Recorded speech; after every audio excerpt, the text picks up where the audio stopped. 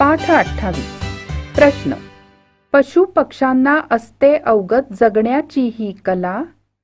पशु पक्ष्यांना असते अवगत जगण्याची ही कला. माणसाला का जमत नाही प्रश्न पडतो मला. माणसाला का जमत नाही प्रश्न पडतो मला. चिमणी कधी म्हणत नाही हवा मोरासारखा पिसारा. चिमणी कधी म्हणत नाही हवा मोरासारखा पिसारा. गाय काळजी करत नाही मिळेल का मला चारा. गाय काळजी करत नाही मिळेल का मला चारा. कोकिळ कधी म्हणत नाही काळा का माझा रंग. कोकिळ कधी म्हणत नाही काळा का माझा रंग. तो तर आनंदाने गाण्यात असतो दंग. तो तर आनंदाने गाण्यात असतो दंग. बैल कधी म्हणत नाही मीच का राबू. बैल कधी म्हणत नाही मीच का राबू. कावळा कधी विचारतो का वापरू कोणता साबू. कावळा कधी विचारतो का वापरू कोणता साबू. ससा कधी म्हणत नाही मीच का भित्रा. ससा कधी म्हणत नाही मीच का भित्रा. वाघोबाचा शूरपणा मागत नाही कुत्रा.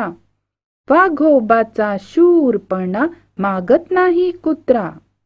जो तो जगतो आनंदाने नाही कसली चिंता. जो तो जगतो आनंदाने नाही कसली चिंता. माणसाच्याच मनात असतो विचारांचा गुंता. माणसाच्याच मनात असतो विचारांचा गुंता. मुलांनो, तुमच्यासारख्या छोट्याशा मुलाला प्रश्न पडलेत. त्याला काय वाटतं की जन्माला आल्यानंतर काय खायचं, कसं चालायचं, कुठे जायचं हे पशु आणि पक्ष्यांना आपोआपच कळतं. पण माणसाच्या पिल्लांना मात्र हे का शिकवावं लागतं? माणसाला ते का नाही कळत आपलं आपण? चिमणी तर कधी मोरासारखा पिसारा हवा म्हणून हट्ट करत नाही. आपल्याला चारा मिळतोय की नाही याची गाय काळजी करत नाही. माझा रंग काळा का म्हणून कोकिळ कधी दुःखी असतो? तो तर नेहमी छान आनंदात गाणं म्हणत असतो. आणि मीच का शेतात जाऊन काम करायचं असं काही बैल म्हणत नाही. आणि माझा रंग काळा आहे, मी आता साबण लावून छान स्वच्छ पांढरा होतो असं काही कावळा कधी म्हणताना ऐकलंय?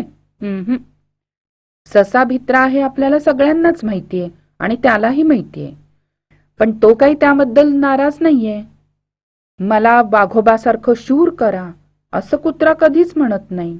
म्हणजेच आपल्याला देवानी जे जे गुण दिलेले आहेत ते गुण घेऊन प्रत्येक प्राणी आणि प्रत्येक पक्षी आनंदात चिंता न करता जगत असतो.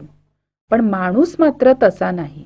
माणसाच्या मनात सारखे विचार चालू असतात आणि सतत त्याला हे हवं ते का नाही याची काळजी पडलेली असते.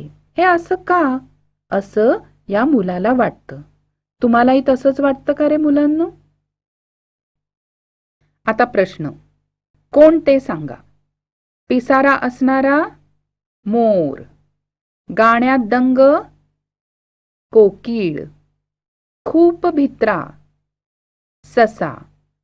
शूरपणासाठी प्रसिद्ध वाघ.